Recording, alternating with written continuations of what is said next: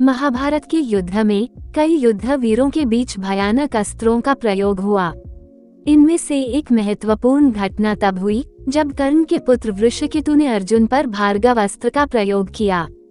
ये घटना दिखाती है कि कैसे महाभारत में शस्त्र और अस्त्र विज्ञान का गहरा अध्ययन और उपयोग हुआ करता था, और साथ ही यह भी कि वीरता और प्रतिशोध के नाम पर कितनी भयावह घटनाएं घटित हुईं।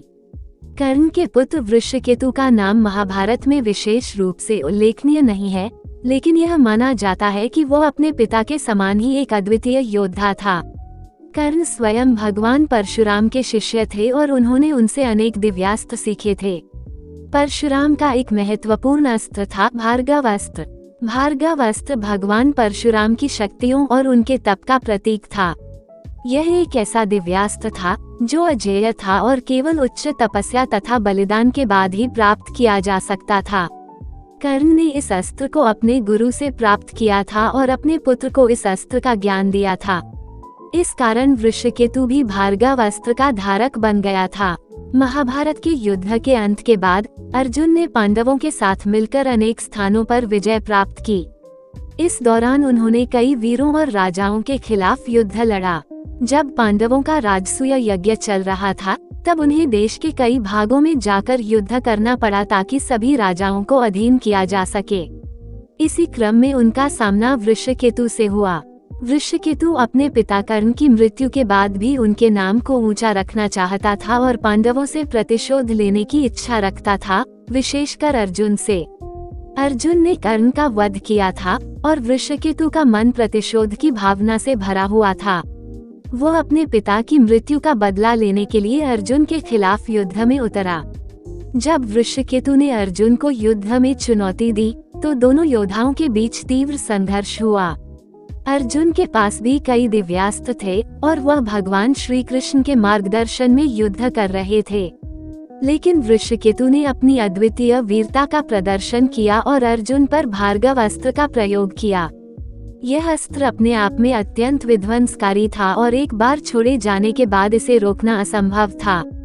भार्गव अस्त्र का प्रयोग करते समय ऐसा माना जाता है कि चारों ओर एक भयानक ऊर्जा का संचार हुआ और युद्धभूमि एक विनाशकारी स्थान में परिवर्तित हो गई। अर्जुन ने देखा कि वृषकेतु भार्गव अस्त्र चला रहा है, तो उन्हें एक पल के लिए आश्चर्य हुआ। अर्जुन जानते थे कि यह अस्त्र कितना शक्तिशाली है और इसे नष्ट करना लगभग असंभव है। लेकिन अर्जुन ने भी भगवान शिव से पाशुपतास्त्र प्राप्त किया था, जो कि सबसे शक्तिशाली अस्त्रों में से एक माना जाता है।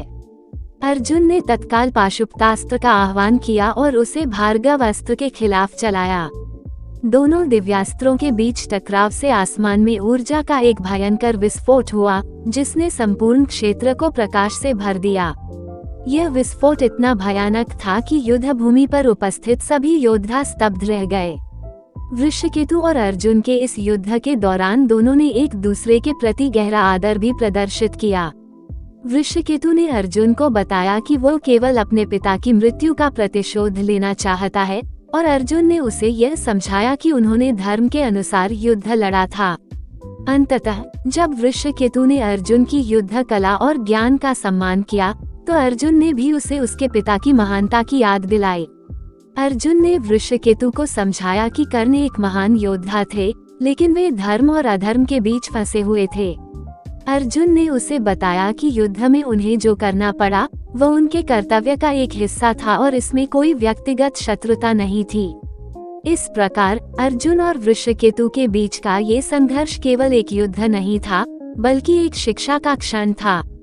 यह महाभारत के महान युद्ध का एक महत्वपूर्ण पहलू था, जहां केवल शक्ति और अस्त्र ही नहीं बल्कि धर्म, आदर और समझ का भी आदान प्रदान हुआ।